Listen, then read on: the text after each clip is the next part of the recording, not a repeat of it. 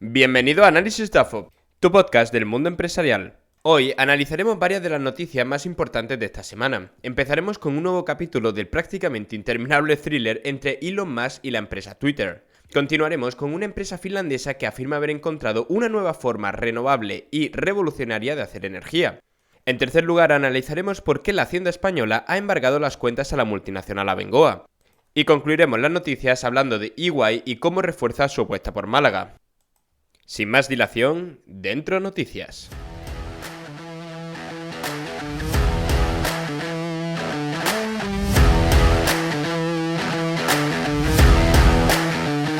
bensound.com. Musk vs Twitter. Otro capítulo ha marcado la noticia empresarial de la semana sin duda ninguna, y es que el magnate estadounidense vuelve a poner trabas a la compra de Twitter, y parece que los accionistas principales y la cúpula directiva se están empezando a desesperar. El caso es que Elon Musk alega que el acuerdo ha sido violado supuestamente por parte de Twitter, ya que no le ha presentado un número definitivo de bots de cuentas falsas que contiene la plataforma. Esto hace que no pueda creer en la cúpula directiva y que por tanto la oferta no se mantenga en pie. La broma de no seguir con la oferta le podría salir a Elon Musk muy pero que muy cara, en torno a unos 1.000 millones de euros. Pero bueno, siendo sinceros, teniendo un patrimonio de 277.000 millones de euros, le podría salir bastante económico a juzgar por los hechos. El caso es que varios analistas dicen que Elon Musk sobrevaloró la compra de Twitter en un 50%, y un sobrecoste del 50% no es algo fácil de asumir. Aún así, vamos a remontarnos a los hechos. Elon Musk ofreció la compra de Twitter por 44.000 millones de euros, pagando 54,20 euros cada acción. El caso es que más o menos por esas fechas la acción de Twitter cotizaba en torno a unos 50 a 52 dólares por acción.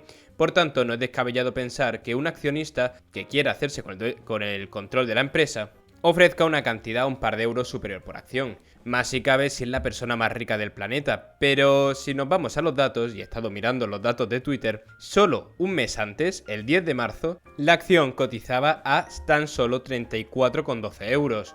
Es decir, casi 15 euros de diferencia entre un mes y otro.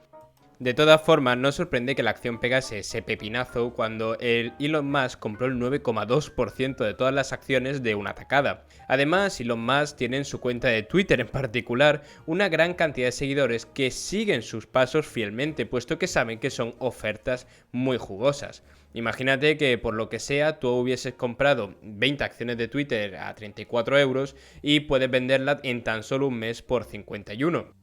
Entiendo que a todos los aquí presentes nos habría gustado pegar ese pelotazo, pero como todos sabemos, en esto de las acciones es muy difícil predecir el futuro. A juzgar por ciertos analistas, Elon Musk podía haber subestimado el precio de Twitter y el crecimiento que tendrían las acciones y arriesgarse a pagar cobre a precio de oro.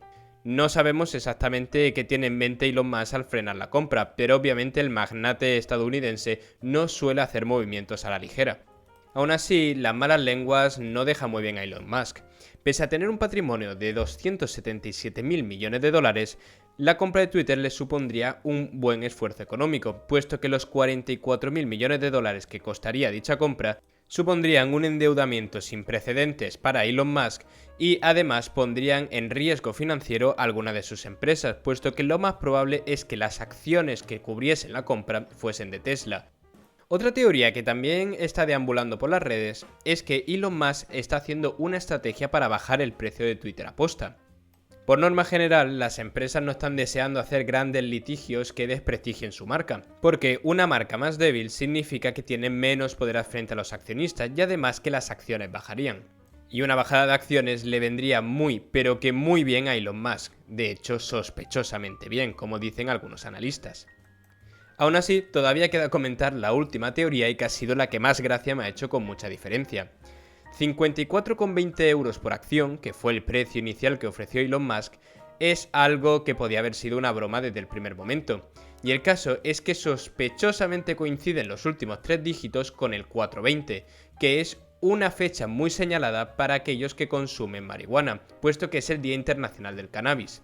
Podría haber sido un gran troleo del empresario que prácticamente tiene todo al alcance de su mano y que puede jugar con los mercados y con las empresas como le plazca. Así que muy atentos a las noticias económicas porque parece que la batalla entre Elon Musk y Twitter no ha hecho más que empezar. La segunda noticia del día nos lleva al mercado energético, concretamente a Finlandia, pero antes de entrar en la noticia en profundidad, es evidente que el mercado energético, especialmente el europeo, no vive su mejor momento y necesita de soluciones innovadoras para salir adelante. La escasez de litio, la guerra en Ucrania, los cortes de gas ruso, precisamente a países como Finlandia, donde los inviernos son pero que muy fríos, y la crisis de contenedores que parece no solucionarse, han llevado a que ciertas empresas, especialmente en los países nórdicos, busquen soluciones renovables y eficientes para la conservación y creación de energía. El caso es que Polar Night Energy, la empresa finlandesa que vamos a comentar, afirma haber encontrado un material muy prometedor para el almacenamiento de energía y además totalmente renovable. Y ese material tan secreto que parece que guardan con tanto celo es arena. Arena es lo que proponen para manejar toda la crisis energética y dicen que podría solucionar el problema de la crisis energética que vivimos en Europa. El caso es que, tal como explican, la arena es un muy buen material para mantener el calor. Lo que no han llegado a contar es cómo se les ocurrió la idea, pero a mí me gustaría pensar que en un viaje a España, en una de nuestras maravillosas playas, al quemarse los pies, pues se les encendió la bombilla. Supongo que tendré que enviar un correo para que me confirmen la historia. Aún así, no nos desviemos de la noticia, y es que tal como comenta Markku Ilonen, que es el CTO y cofundador de la empresa, y disculpad los finlandeses porque mi pronunciación debe ser horrible, las baterías de arena tienen muchas ventajas. Lo primero es que la eficiencia para retener el calor es del 99%. Lo cual hace de la arena un material fantástico para mantener el calor, puesto que se podría calentar una vez al año en torno a 500-600 grados la arena y podría mantenerse a lo largo de todo el año con una temperatura bastante alta, suficiente como para calentar agua o para mantener algunos hogares con electricidad.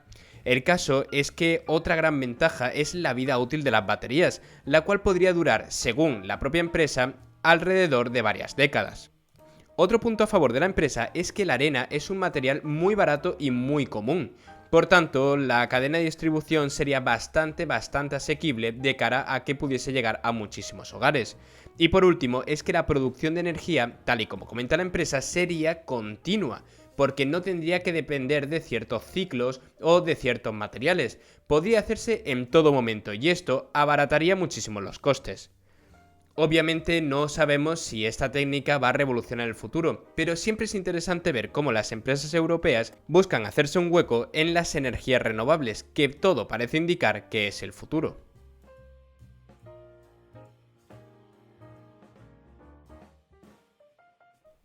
Una de las noticias de la semana, sin duda ninguna, ha sido el embargo de cuentas por parte de Hacienda a la multinacional española Abengoa. Según el Ministerio de Hacienda, la situación lo ameritaba, y en parte tiene razón. Abengoa lleva siendo un quebradero de cabeza para la política española durante la última década prácticamente. Aunque en 2014 obtuvieron cifras récord, en 2021 todo lo que antes era oro se había convertido en cobre, ya que actualmente, en caso de quebrar, sería la segunda quiebra más grande de la historia de España, solo por detrás del grupo inmobiliario Fadesa, que tras la crisis de 2008 tenía unas deudas de 7.200 millones de euros a las cuales no pudo hacer frente y por tanto desapareció. Seguro que os estáis preguntando cómo narices Abengoa ha llegado a esta situación.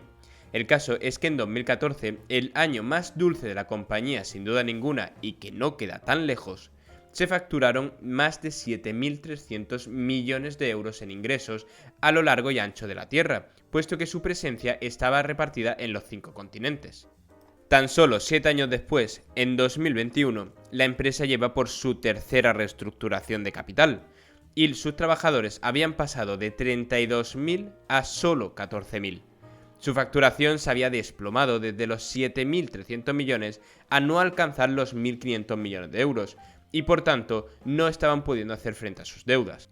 La caída de los gigantes, y más sobre todo de las empresas tan grandes, suele ser por una concatenación de ideas mal tomadas y mal ejecutadas. Aún así, no quiero extenderme mucho. La caída de un gigante suele tener muchos factores asociados. Aún así, como curiosidad, os comentaré que una de las situaciones que más me ha llamado la atención es que Abengoa llegó a diseñar un software específicamente diseñado para que todos los trabajadores estuviesen controlados al máximo. De hecho, el software era tan preciso que en caso de que un trabajador no moviese el ratón del ordenador durante 15 minutos, tenía que explicar al día siguiente a sus superiores el porqué de la situación. Imagínate que recibes una llamada y dura un poco más de la cuenta, o estás haciendo una reunión de trabajo a través de Skype y no mueves el ratón de la pantalla. En fin, esta situación es fruto de la paranoia que tenían que sufrir con los trabajadores y de delirios mentales de una cúpula directiva más centrada en hacer otra cosa que en facturar lo que tienen que facturar o en cumplir los objetivos, han dado lugar a situaciones muy rocambolescas a lo largo y ancho de la empresa. En definitiva, y para poner punto y final a la noticia, Abengoa tiene solo 3 opciones. La primera es que sea rescatada, sería la 4ª vez que le inyectan dinero por parte de fondos públicos y esperar que las cosas cambien o que mejore la situación. La segunda opción es que el gobierno no la rescate y por tanto tenga que cerrar la empresa. Son 14.000 puestos de trabajo, es un sector estratégico y esto la verdad que supondría un problema grave para la economía a nivel nacional y muy grave para Sevilla a nivel particular.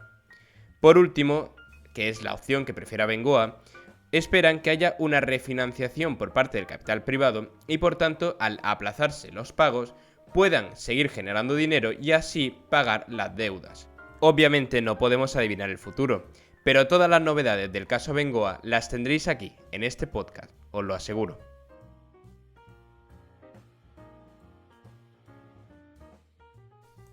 Por último, pero no por ello menos importante, tenemos que hablar de EY en Málaga, la famosa consultora perteneciente al grupo de los Big Four, que desembarcó en Málaga en el año 2019 con una plantilla de 500 empleados, se ha propuesto duplicar la plantilla a lo largo de este año para llegar a los 1.000 empleados y en 2025 tener a 2.000 trabajadores a sus servicios. Así, desde el sur de Europa podrán ofrecer servicio a 32.000 profesionales de 25 países distintos. De esta forma, EY redobla su apuesta por la capital malagueña y se une a otras grandes empresas que han hecho lo mismo, como Google, Oracle o Vodafone. La realidad es que Málaga está de moda y no parece que vaya a dejarlo de estar en el corto plazo, o al menos eso indican todas las incorporaciones que se hacen todos los años en su hub tecnológico del PTA. Por último, y sin salir de EY y de Málaga, quiero felicitar a mi amigo Jesús Henares Valverde por haber ganado el EY Voice. Para que os hagáis una idea de lo importante que es este concurso de discursos, en la presente edición se presentaron 400 oradores a la fase inicial y en la fase final, organizada en Málaga por cierto, tan solo 21 pudieron acceder a la misma. Tan solo puede haber un ganador, y ese fue Jesús Henares, así que desde aquí vuelvo a reiterar mi enhorabuena y espero que pueda seguir cosechando éxitos en el ámbito de la comunicación como ha venido haciendo todos estos años. Muchas gracias por haber invertido tu tiempo en este podcast. Espero que la rentabilidad por haber escuchado el podcast sea igual o superior a la que esperabas. Y por último, si quieres comentar algo o que se trate algún tema en particular, siempre tienes disponible la caja de comentarios o puedes contactar conmigo a través de las distintas redes sociales de LinkedIn, Twitter o Instagram, buscando el programa Análisis DAFO. Espero y deseo que hagáis muy buenas sinergias esta semana y nos vemos en los próximos capítulos.